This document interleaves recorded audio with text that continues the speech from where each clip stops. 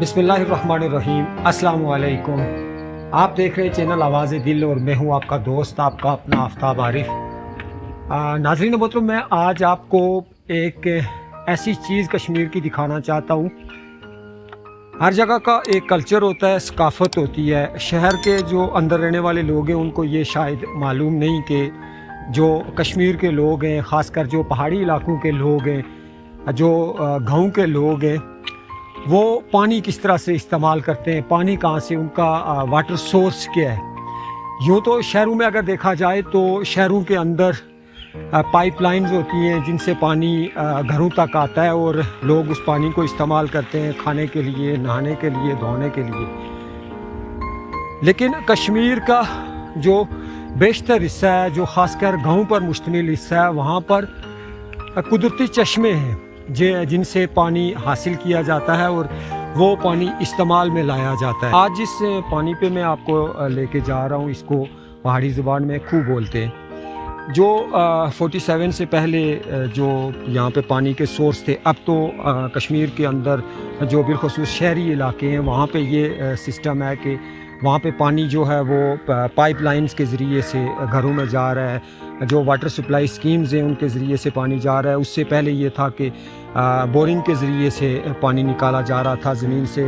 200 fit 150 fit تک پانی، لیکن چونکہ پانی دنیا میں کم ہوتا جا رہا ہے اور یہاں پہ بھی ایک درخت ہے سفیدہ جس کو بولتے ہیں، جس کی وجہ سے پانی کا جو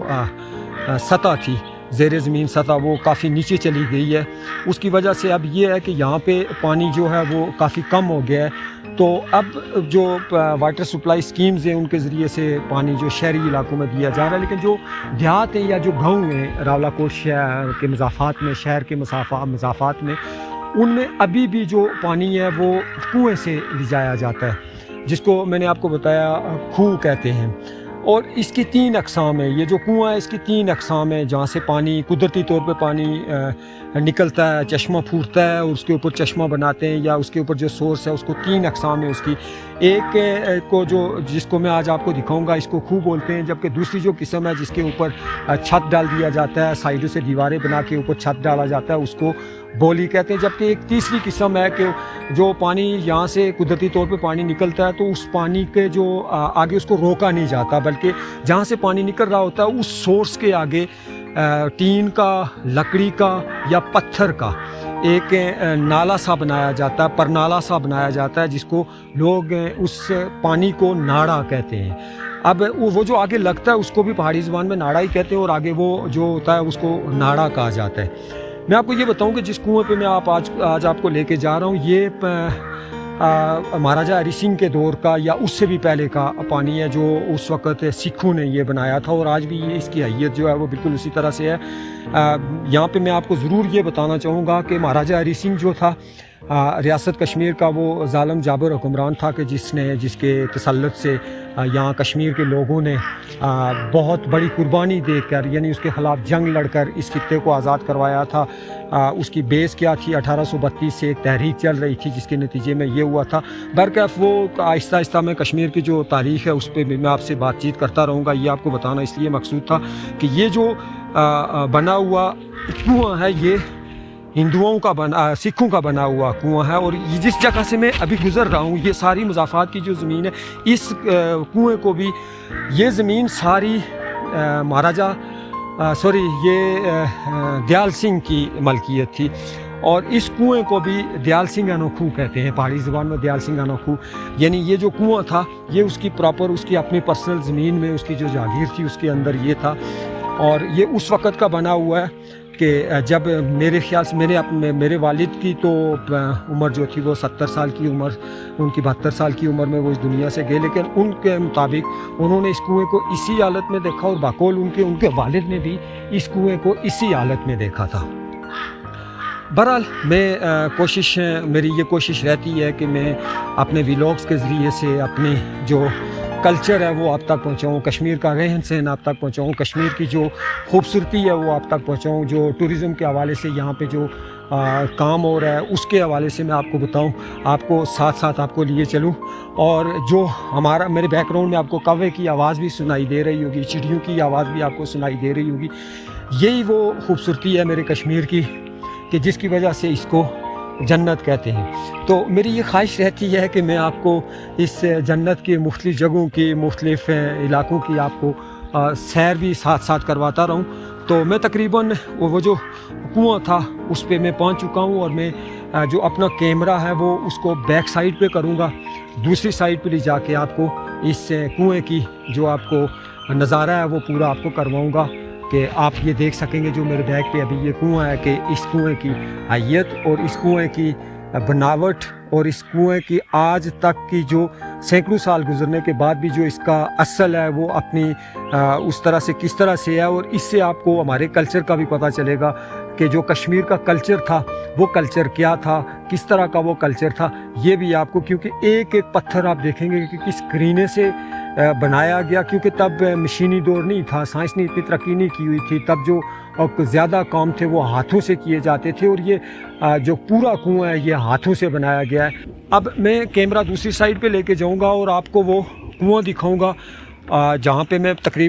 میں پہنچ ہی چکا ہوں۔ یہ میرے بیک پہ آپ اس کنویں کو دیکھ سکتے ہیں۔ میں اب کیمرے کو دوسری سائڈ پہ لے کے جاؤں گا اور آپ کو یہ کنواں، اس کی بناوٹ، اس کی ساری چیز میں آپ جی تو ناظرین، اس کنویں پہ میں آپ کو لانا چاہ رہا تھا اور اس کا میں آپ کو وزٹ کروانا چاہ رہا تھا۔ یہ آپ دیکھ سکتے ہیں، یہ پتھر جو ہے یہ آج کا لگا ہوا پتھر نہیں ہے، اس پتھر کو لگے ہوئے سینکڑوں سال ہو چکے ہیں۔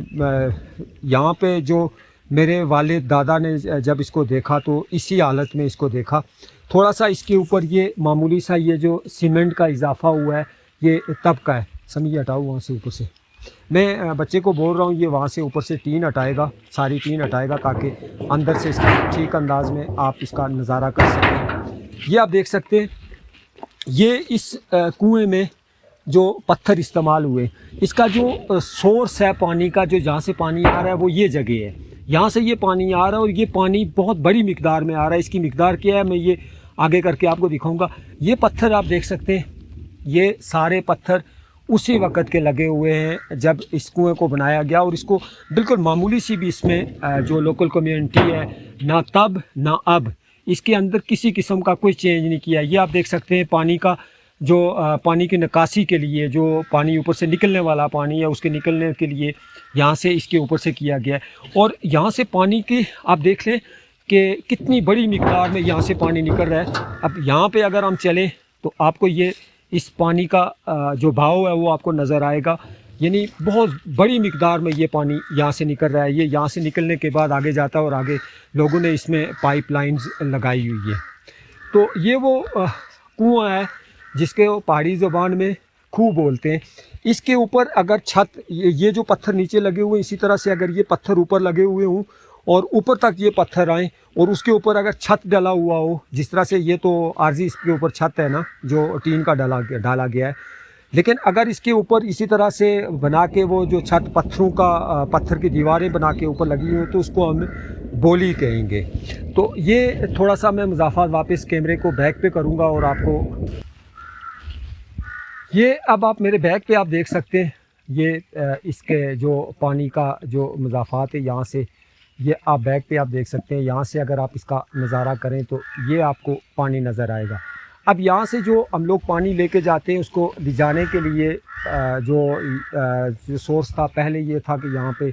گھڑوں پہ وہ پانی لے جایا جاتا تھا، گھڑے تھے جو سلور کے یا مٹی کے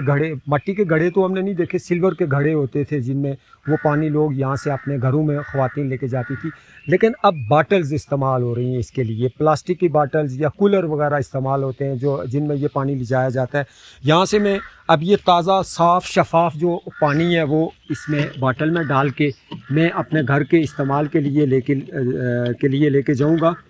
یہ آپ دیکھ سکتے ہیں، یہ باٹل کاٹ کے اس باٹل کو یہاں پہ رکھا گیا ہے کہ اس کے ذریعے سے جو پانی ہے وہ اس باٹل میں منتقل کروں گا، اور اس کو منتقل کرنے کے بعد میں استعمال میں اس کو لاؤں گا۔ اس کو بڑا مزے کا ٹھنڈا، اچھا میں اس پانی کی میں آپ کو جو زمین سے نکلنے والا پانی قدرتی پانی ہوتی ہے اس کا میں ایک اور خصوصیت آپ کو بتا دوں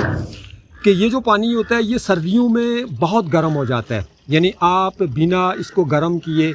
بنا گیزر سے گزارے یا کوئی روڈ وغیرہ یا لکڑ کا یا آگ کا استعمال کیے بغیر آپ اس کو استعمال میں لا سکتے ہیں۔ آپ اس سے غسل کر سکتے ہیں کوئی چیز. اور سردیوں میں یہ انتہائی ٹھنڈا ہوتا ہے، یعنی آپ زیادہ دیر اس میں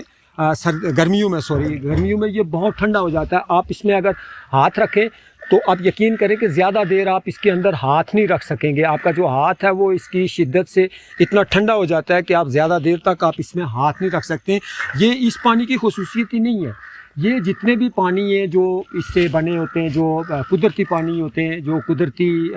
سورس ہوتا ہے پانی کا، جو چشمے پھوٹتے ہیں، ان ساروں کا یہی ہوتا ہے کہ وہ جب سردیاں ہوتی ہیں تو وہ گرم ہو جاتے ہیں، ایون کہ ان سے بھاپ نکلنا شروع ہو جاتا ہے، اور جب گرمیاں ہوتی ہیں تو یہ ٹھنڈے ہو جاتے ہیں. تو یہ وہ پانی تھا کہ جس کا میں آپ کو آج وزٹ کروانا چاہ رہا تھا، جو میں نے آپ کو دکھایا. امید ہے آپ کو میرا یہ ولاگ پسند آیا ہوگا. تھوڑا سا اس میں ویڈیو کا ایشو تو رہا ہوگا، تو اس کے لیے مجھے معاف رکھیے گا. تو کوشش کروں گا کہ آپ کو جو کشمیر کی ثقافت ہے، کشمیر کے نظاروں کے ساتھ ساتھ جو کشمیر کی ثقافت ہے، جو ہمارا ثقافتی ورثہ ہے، اس کے ساتھ بھی آپ کو وہ متعارف کرواتا رہوں گاہے بگاہے آپ کو اس میں. تو اگلے کسی ولاگ تک مجھے دیجیے اجازت. اللہ حافظ.